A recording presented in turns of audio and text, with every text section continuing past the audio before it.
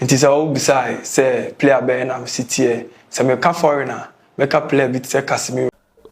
Abrante friend say Prince Badu Isco nanu ya no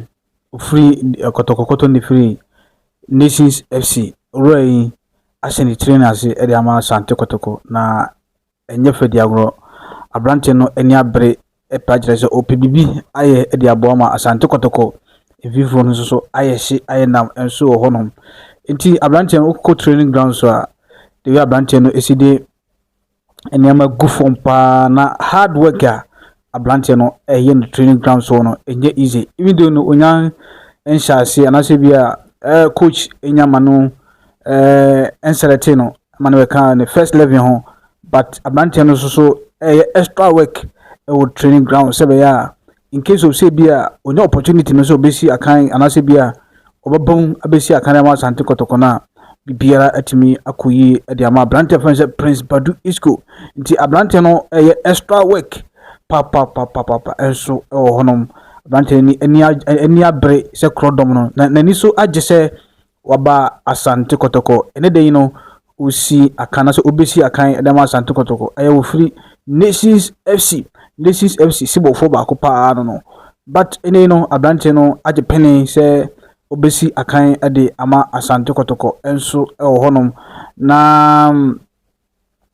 enunti no Abrante no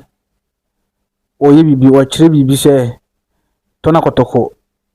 be to na se wo mbe fa free Nations no enye kwa nti na hu bi hia se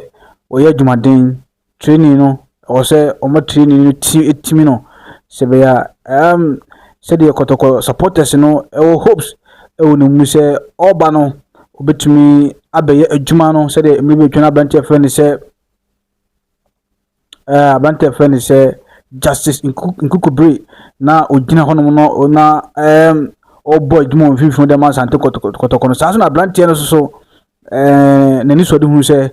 ono so ebetumi abegine samba Asante Kotoko enti yin na yemfa yani enhwe Abrante friend se Prince Badu Isco ni diane kasa de Prince Badu but nam se ne ball no ntino nom de Isco aka no ho no papa na Abrante no ene ko training ground so enye fedi agro enema ekoso ho papa Abrante ne pa kire se wa mase obedi agro Asante Kotoko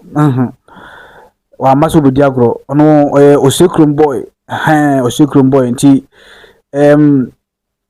kwambia so fa so ma Asante Kotoko so etimi akonkan no obefa so tina ehun be hia se oye extra work enso honom training grounds o ma pon training kwana Abrante ejire mu training sisi de o zero we are going to have fun with Asante Kotoko nti eneni Abrante friend say Prince Badu Isco ono so ne dia ono so extra Asante Kotoko akachi enso no se de coach no nya fedu na se selection kan pe se be ejire mu a obetumi